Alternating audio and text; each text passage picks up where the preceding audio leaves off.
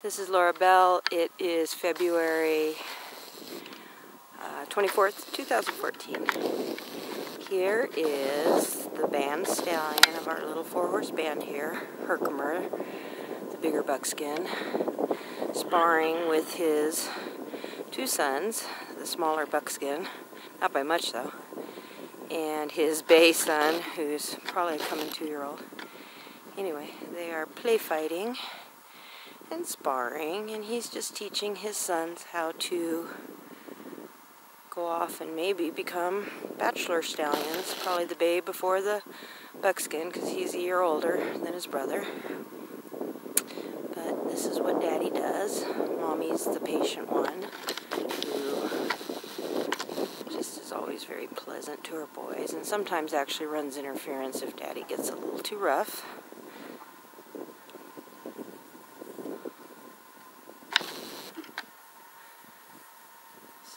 There's Herkimer going by his wife, who's very heavily pregnant. She's saying, "Dude, really? You're going to get fresh with me? Look, I'm already pregnant. What the hell?" It's like funny. But yeah, he loves his wife, though. He doesn't have any other mares in his harem except for Mamacita. He just seems to be very devoted to her. Although I guess he used to have quite a large band of mares, a harem. So anyway, but there's his two boys continuing to spar, as little boys do, as they're learning to be, well, they're the one's still pretty young, the other one is coming 2-year-old, bay. Wish I had my camera out here earlier. They were, all three of them, Daddy and the two boys, were really sparring like crazy, but by the time I ran and got my camera.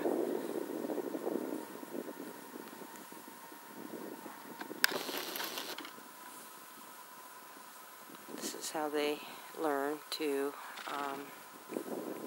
be stallions. Starts off with play fighting. As Daddy engages with them more and more as they get older, he will tend to get rougher and rougher depending on what they're doing. It just kind of amplifies. Right now, I don't know. I don't even know that he's really going to be interested in running his bay son out of the herd really soon. It'll probably be another, I would imagine maybe another 4 or 5 months, probably. Kind of depends on the colt, basically, on how snotty he acts, or how aggressive, or how much he challenges Daddy.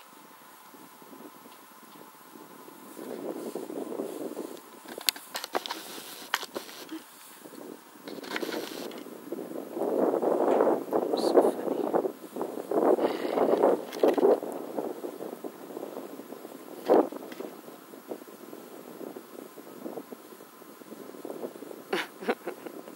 It's funny. Zoro. He's going, "Come on, bro. You're not done, are you?" He's grabbing a hold of his neck, pulling his mane. He's going, "Come on, dude. Let's play."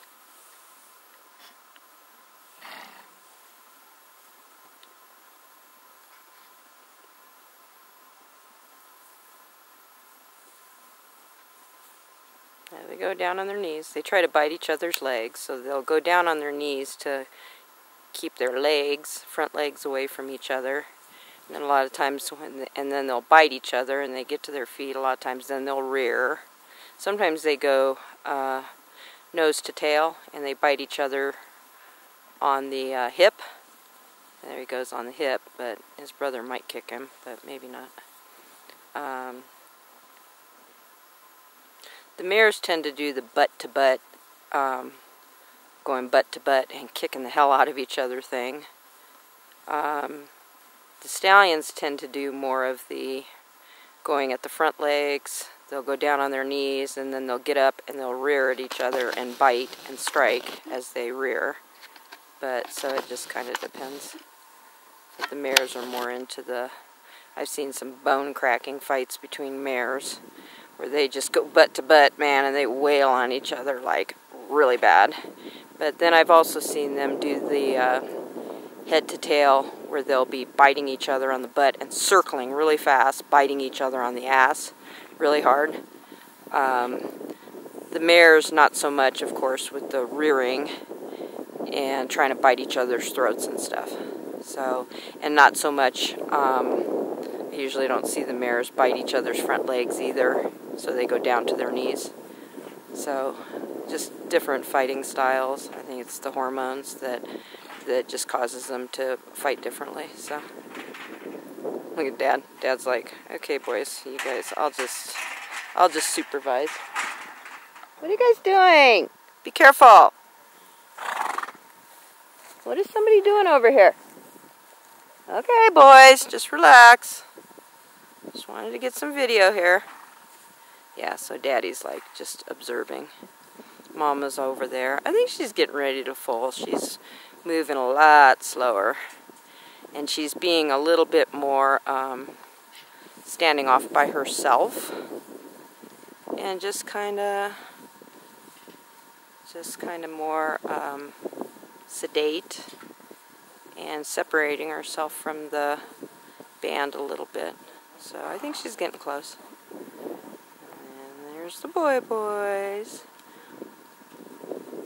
They're so funny. It looks like they're having like a little conversation. The two brothers. They're so funny. Oh, there they go again. Yeah, I think they're nibbling each other's faces, trying to engage one another again.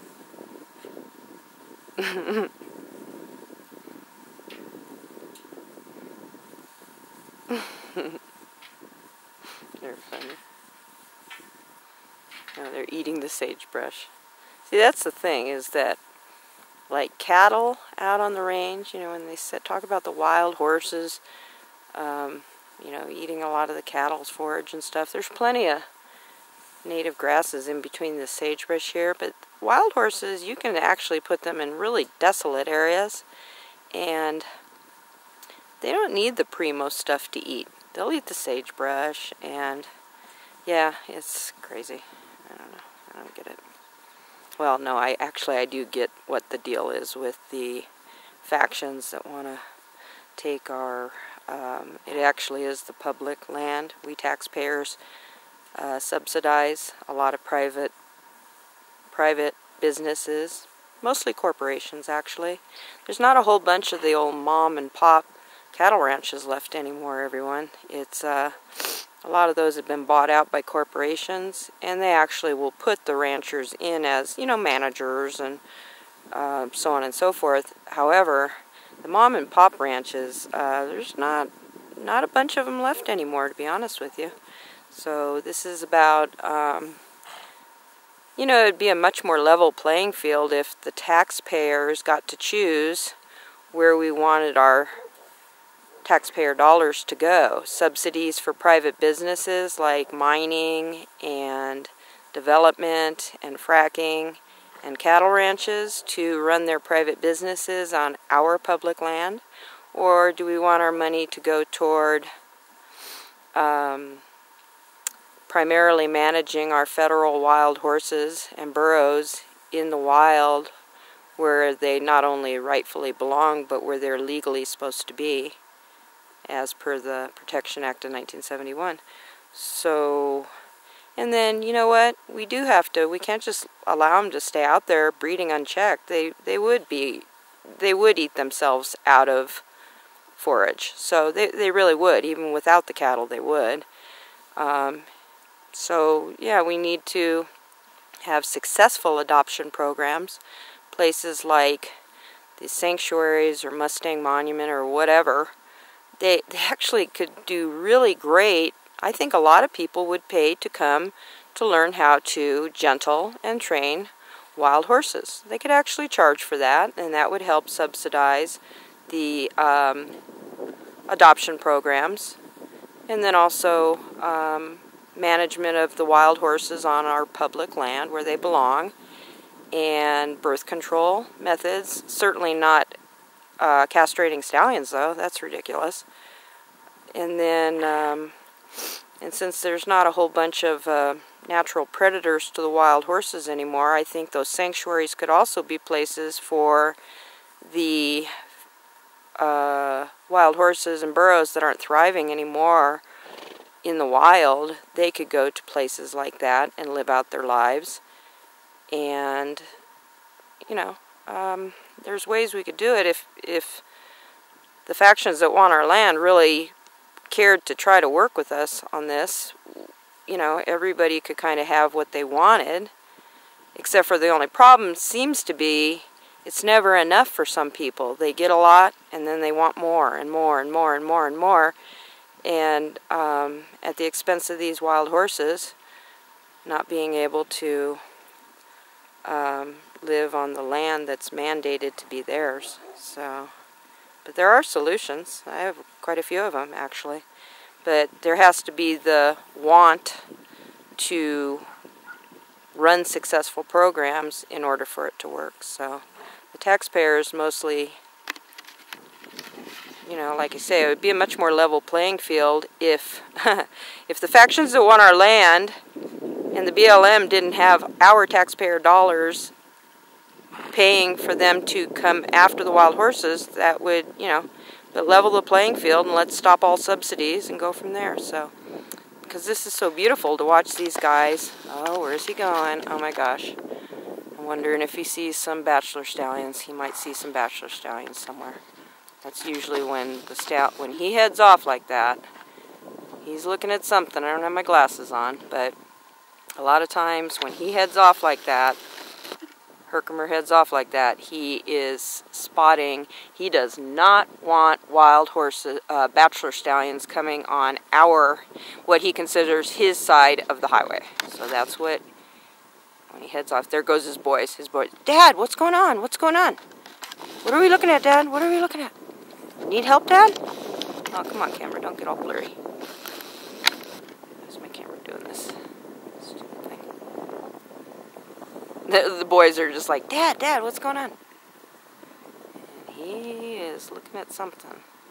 So he could be looking at Bachelor, or he might be hearing something. I don't have my glasses on, so I can't see if he's seeing anything, but he's certainly looking that direction. And there is Bachelor herds. There is another stallion over in that direction with his herd of horses. So, oh, come on, camera. Why are you getting all blurry on me? There we go.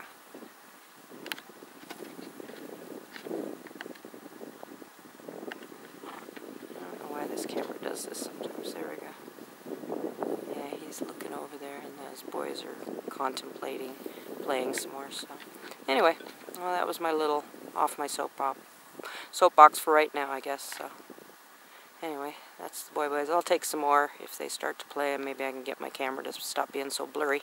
So, anyway, see ya.